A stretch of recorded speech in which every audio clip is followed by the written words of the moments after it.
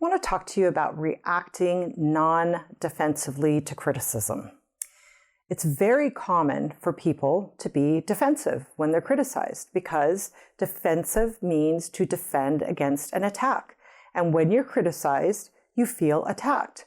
When somebody looks at you crossways and you think the person is looking at you negatively, your body automatically wants to defend itself. Your mind knows that it needs to defend.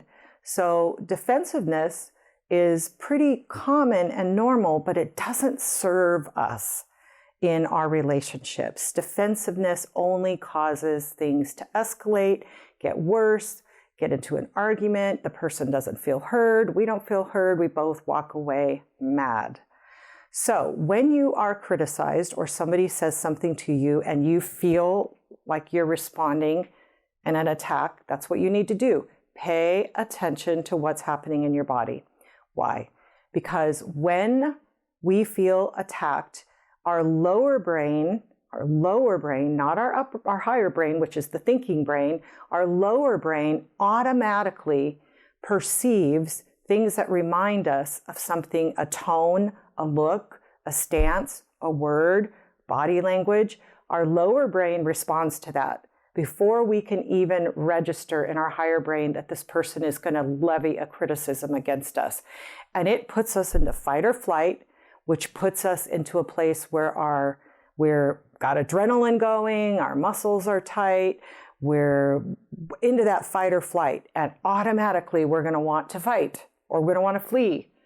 And that's what we want to kind of tamp down, is to remember, okay, if this is not life-threatening, I don't have to get defensive because it's only going to make it worse.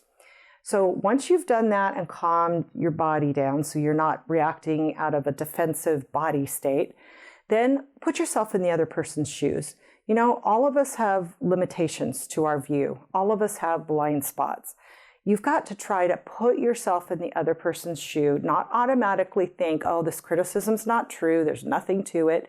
Put yourself into the other person's shoes, and from that person's perspective, think, how does this person feel? If this person believes that I said this and meant this, how would that person feel? How would I feel if somebody said that to me and I took it negatively? How would I feel if I was expressing the things that this person is expressing? When you do that, you get empathy and you open up and you're able to hear the person instead of defend against yourself. You know how when somebody's talking to you and all you're doing is rehearsing in your mind what you're going to say when you get the floor? You're not listening. You're not listening to anything. So in this one, put yourself in that person's shoes and listen. The next one is, if it's anything about it that's true, admit it. Now, I know that's hard because you're kind of putting down your defenses and making yourself vulnerable. But when somebody's criticizing, often if we hear anything in it that is true, that's when our defenses are going to come up, because we don't want to be wrong.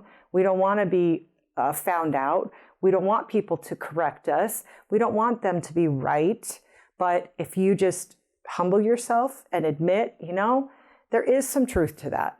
I do that once in a while. I think I have done that. Yes, I'm sorry. Once you do that, you sort of take the wind out of the sail, not manipulatively, but truthfully. If the other person has been heard and you've admitted to something, the other person's going to calm down. And the other person is going to feel like they didn't waste their time, and the person knows that you're listening. Then the last one is to let go of what's not true. Simple, right? Let go of what's not true. This is how you react non-defensively. Somebody says something about you and it's not true. Why argue? Why defend? Why explain? You can say, I disagree. I don't find that to be true. Or you can say, I think I've done that occasionally. Sorry. Or you can walk away saying, thank you for sharing that. And then you can walk away knowing, you know what? I don't agree with that. I don't see truth with that. That doesn't ring true with me. I don't feel like that's really true, but maybe I'll think about it, but let go. Just because somebody criticizes you doesn't mean you have to take it to heart and make it yours. If it's not true for you and you've given it some thought, let it go. Just let it go. You don't have to argue it. You don't have to defend, right? Okay, so the 4 things. Somebody criticizes you. First thing, pay attention to what's going on in your body. Are you getting into a fight, Stone? Are you getting kind of adrenaline going and you feel like you want to defend? Calm it down. Second, okay, put yourself in the other person's shoes. Third, admit what's true. Fourth, let go of what's not true. You're going to find yourself reacting a lot less defensively and your relationships are going to improve. Proverbs 18:17 says, the first to plead his case seems right until another comes and examines him. There are always 2 sides to any issue. So when you put yourself in that person's shoes, you're allowing yourself to see the other side. Proverbs 15:32, he who disdains instruction despises his own soul, but he who heeds rebuke gets understanding. That's the part talking about you.